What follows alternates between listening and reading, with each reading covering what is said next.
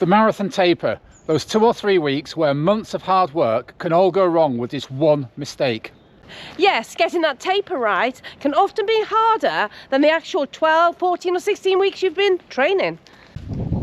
So I'm John and I've run over 25 competitive marathons with a PB of 2:42.10. And I'm Dawn and I've also run over 25 competitive marathons and I have a PB of 2:56.02. And in this video, we're going to take you through the 5 most common marathon tapering mistakes that we know other people to have made and we've also made over the years. And that's so you don't have to make the same mistakes and ruin all that training you've just done over the last few months.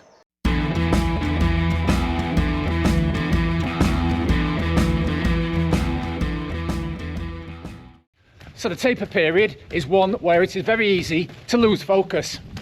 It's easy to mentally switch off after being so focused throughout your marathon training block. Many of us might worry about losing all that fitness we've patiently built up over all those long runs and sessions over the previous months.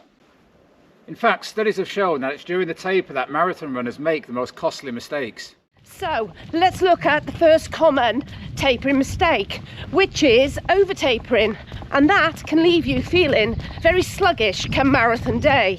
So we're currently just over 2 weeks out from our goal race, the Manchester Marathon 2024, and my legs are still feeling very sluggish. And I've been tempted to really cut back on my training because I want that poppy feeling to give me confidence for the big day. But I know I need to be patient and keep up the training and making sure that I don't fall into the trap of just feeling detrained and my mind and body totally off marathon running. So yes, it can actually take at least 10 to 12 days once you start tapering for your legs to feel nice and poppy. So a good rule of thumb is to look at what your peak mileage was and then think about doing 75% of that peak mileage 3 weeks out, 50% 2 weeks out, and 25% in the final week of your marathon taper. So before we carry on, we'd really like you to give this video a like, and if you haven't subscribed, we'd love you to do so. So mistake number 2 is the converse of mistake number 1, and that is not backing off enough. A lot of runners, when it comes to the marathon taper, get a little bit scared of losing all the fitness that they've built up over the previous few months. You may have missed a key running session due to injury, illness or life demands, and you think, do you know what, I could just squeeze that extra session in and that will top up my fitness a bit more. But believe me, it can leave you feeling stale and a little bit overreached come marathon day. So what do you need to do about that? You need to stick to the plan that you've written yourself, that a coach has given you, or you've downloaded from an internet site, and you need to absolutely focus on getting those runs right in the last 2 or 3 weeks. Not taking away, not adding in, but doing it like Goldilocks wanted, just right.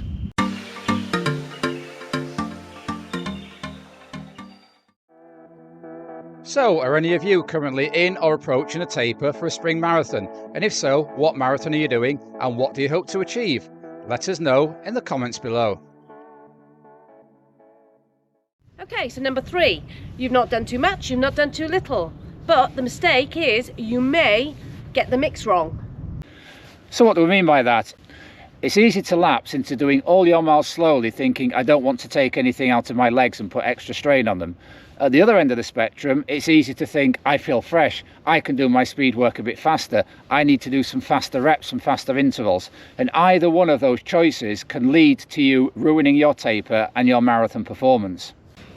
So yes, if you start doing interval sessions, it's almost like going to do a heavy weight session. You've not been utilising that energy system all throughout your marathon training, and all of a sudden you think, oh yes, let's do this. But unfortunately, that's going to leave your legs feeling really heavy. Imagine what you feel like if you did a heavy weight session and then tried to go and run a marathon.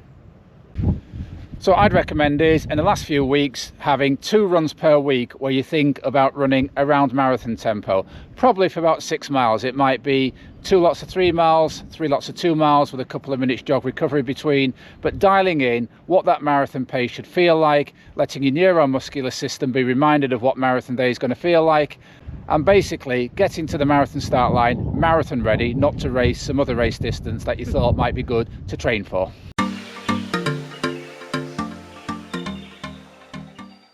So mistake number 4 that many runners make is to use all that extra time and all the extra energy that you're not expending on running to do other things that perhaps you've neglected in the previous few months. So what I mean by that, we're now coming up to the spring marathon season. Gardens have gone uncut. Lawns have gone unmown for several months. So there's a tendency to think, I'm going to get that garden right. I'm on holiday, I'm not doing much running. Let's get out there and spend all day bending down and weeding and mowing and all the other things gardening people do. But it's not a good idea to expend your energy doing so, using different muscles that you haven't been using running, and you're expending lots of energy that you should be storing in your body ready for marathon day. So instead of expending all that energy doing activities you're not used to, why not catch up with a book that you've not read all year, a book that you wanted to read and you're thinking, oh, I'm out running again, or do some meditation. So prepare yourself mentally, do some visualization. Or, I'll throw one thing in, spend all the time watching running YouTube. Get yourself inspired, watching previous iterations of that race, watching all us hard-working content creators getting that message out there as to how to attack these runs.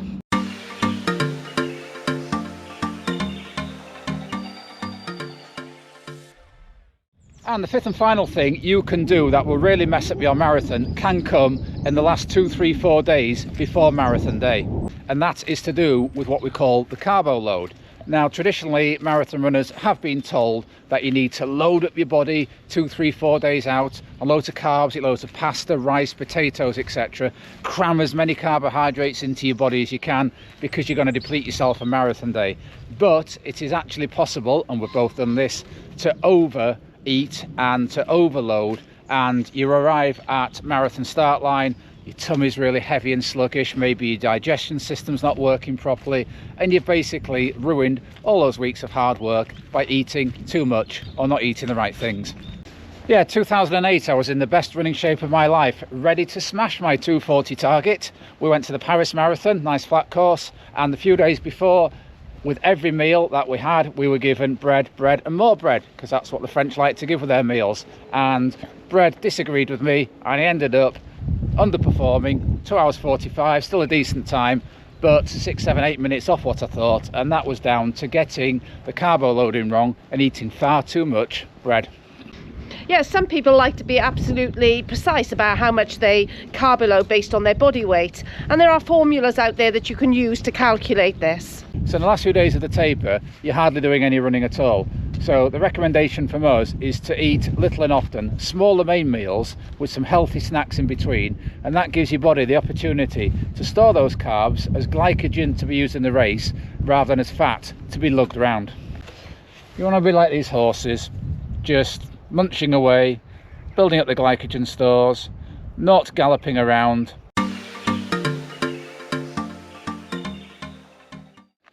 So there we go, 5 things to avoid doing in the 3 weeks before your all-important marathon race. So we hope that you found this video useful and you don't end up making those mistakes that we and others have made in Marathon Taper.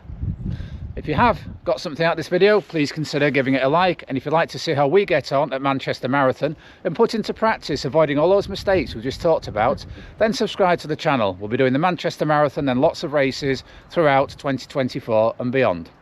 So until next time, keep on keeping on. Keep on keeping on.